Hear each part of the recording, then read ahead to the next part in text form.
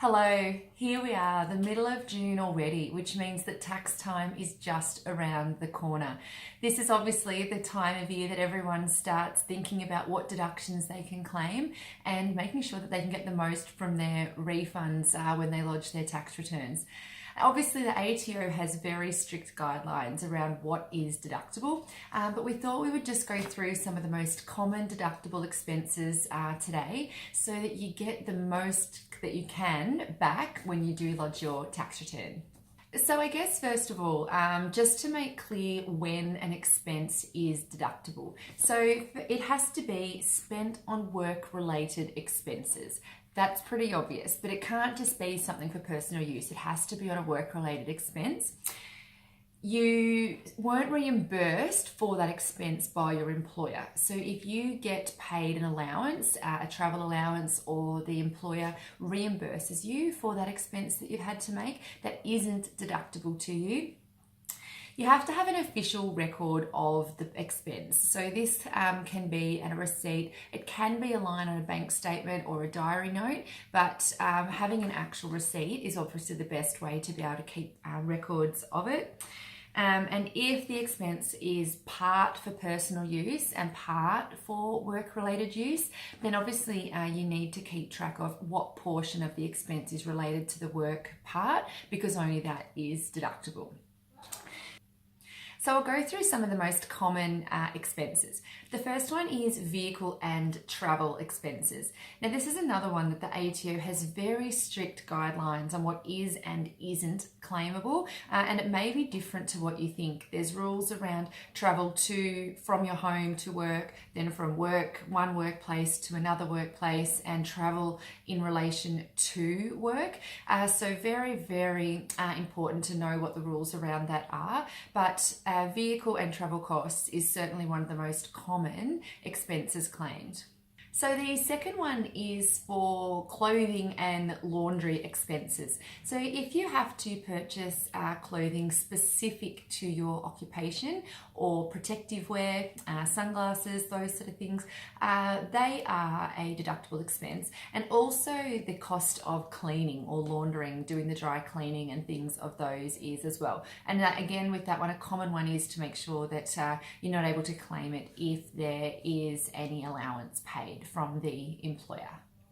So the third one is for gifts and donations. So if you make a donation of over $2 to a charity, they have to be registered as a deductible gift recipient with the ATO, and that allows you to be able to claim that donation as a tax deduction. What's important though is that you haven't received anything in return for that donation. So if you've bought a ticket in a raffle where you have the potential to win a prize, or you have bought a ticket to a fundraising lunch where you have received a food in return, then those costs aren't deductible. So it has to actually just be a pure donation to the charity.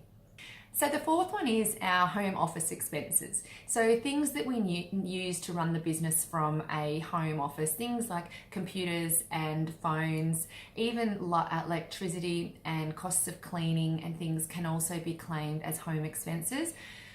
The really important thing with this one is that it needs to be prorated for how much is home personal use and how much is actually used in the course of earning your income. So making sure that you're only claiming that portion at home, but it could be internet costs as well. So there is a lot of things incurred with doing any business from the home office, but just making sure that it's you're only claiming what's actually proportioned to the amount to the part that's generating you that income.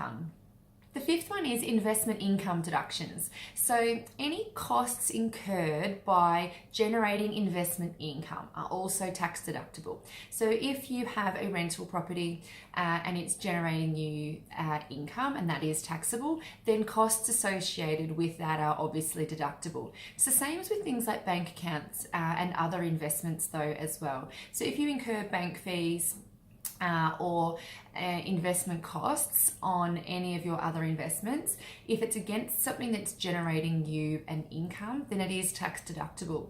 Of course, we think there is a very grey area in regards to financial advice, whether it is tax deductible. Unfortunately, initial advice generally isn't tax deductible because it isn't yet generating you any income.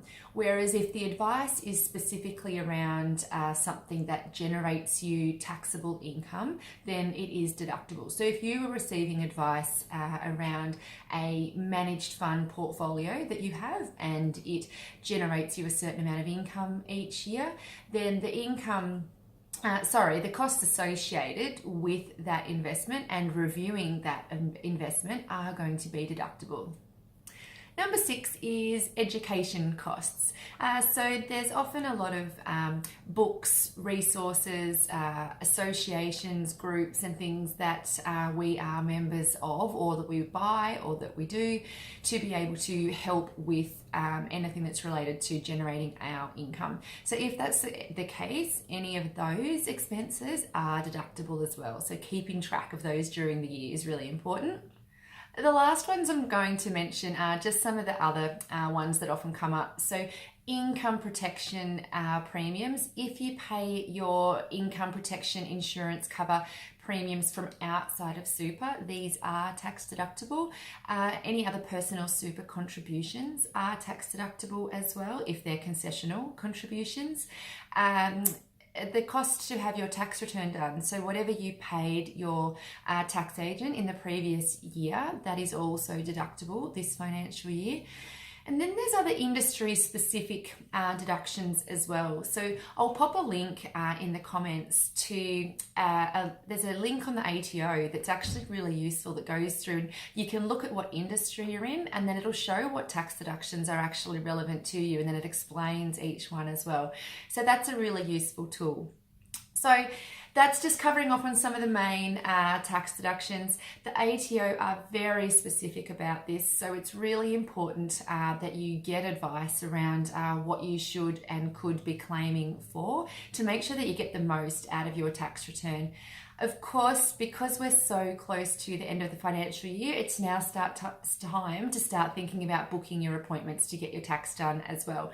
So we have our online booking system all up and running and ready, refreshed with a few changes for this tax time. So get in early, jump online, book your appointment at a time that suits, and you know that it's done, and we look forward to seeing you then and hopefully getting the most amount of tax return back that you are eligible for. See you soon. Bye.